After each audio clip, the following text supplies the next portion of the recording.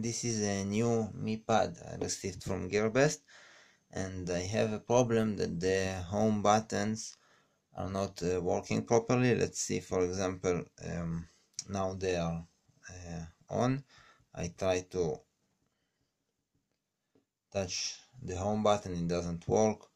This button also doesn't work.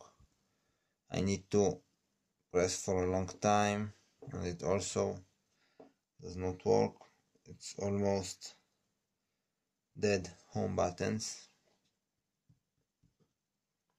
After many times I touched it, it starts working, but it's not supposed to be like that.